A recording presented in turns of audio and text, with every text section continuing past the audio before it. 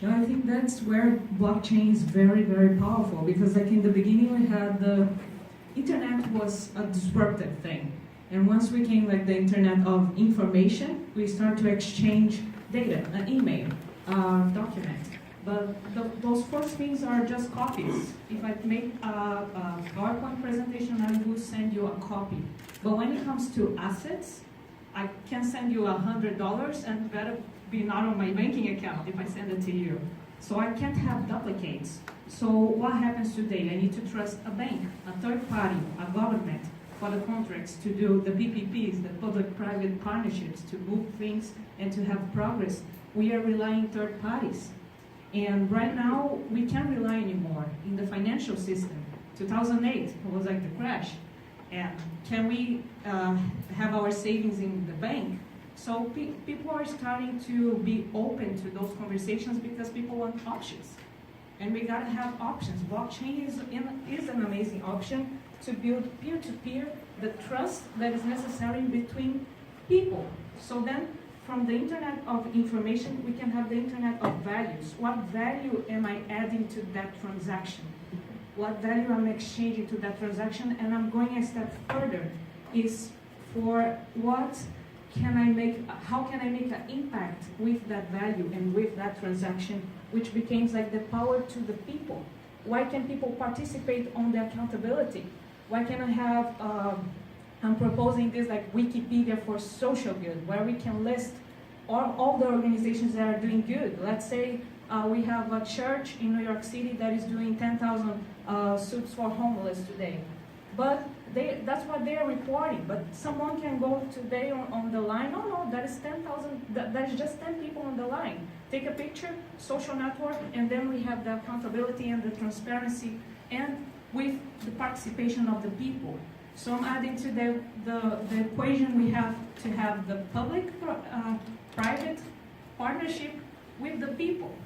So we come from the internet of information to the internet of things, to the internet of values, but really we need the internet of empowerment.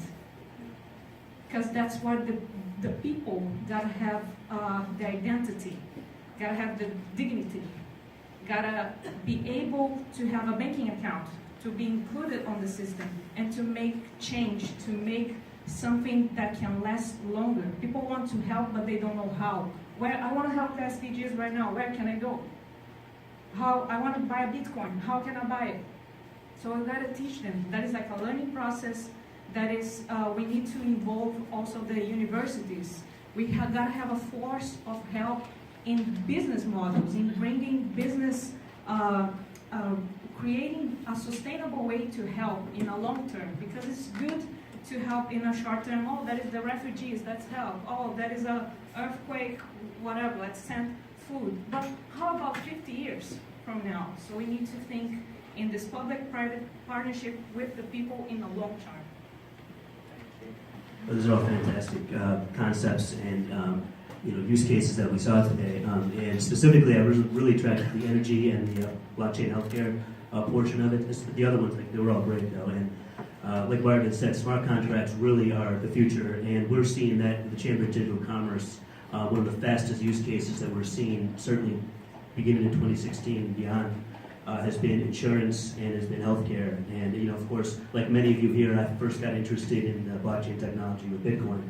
And now here we are several years later, and it's just growing. And it seems like every other day there's a new use case that might come out. But what we're seeing, at least from our perspective, from the business standpoint and from the regulatory standpoint, is the growth of healthcare and insurance. And so what we've done here at the Chamber of Digital Commerce is we've established several working groups to help establish frameworks for a lot of these fledgling industries and to work together. So at least we can come up with kind of a game plan, a blueprint, and get the discussions going. Not just with the regulators, but with the elected officials and with businesses and other industry groups. So I would say smart contracts, just to support what he said earlier, I think is a common denominator for a lot of these industries. It's going to change everything. We just had a pretty successful smart contract symposium last month in early December in New York City. And it was a lot larger than we expected. We expected maybe 30 people. We had over almost 200 show up, and it was, it ran the gamut. I mean, there was attorneys, there was bankers, there was insurance providers, etc. We had a keynote by Nick Szabo, who was one of the earliest pioneers of the concept of smart contract, as well as other items. And so we were really honored to have him.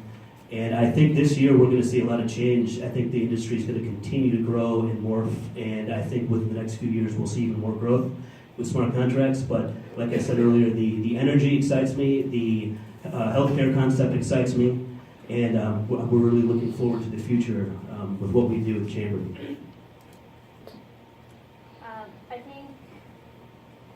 I agree with everyone. All of these opportunities, use cases, applications are very exciting. So it's very difficult to pick one or two.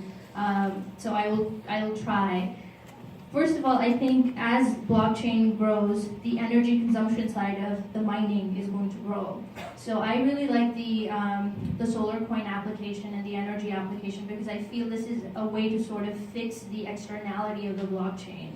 So I think that's a very exciting development to make energy more efficient and potentially reduce the climate change impact of having a technology that uses so much energy. As I mentioned, we're looking at the land and property markets application, so absolutely smart contracts, virtual notarization, transaction costs, anything on the blockchain. Even if you look at a developed country like the United States, title insurance tends to be such a big cost to homeowners and et cetera, so that's a very clear application to me. Other financial applications would include cost of remittances, that's linked to the SDGs, access to ownership, that goes back to identity. So really there's, as Oltac said, there's no like blockchain for X, there's blockchain for so many things that are exciting, but these are some of those that come to mind and are probably most relevant in the near future to my work. Thank you.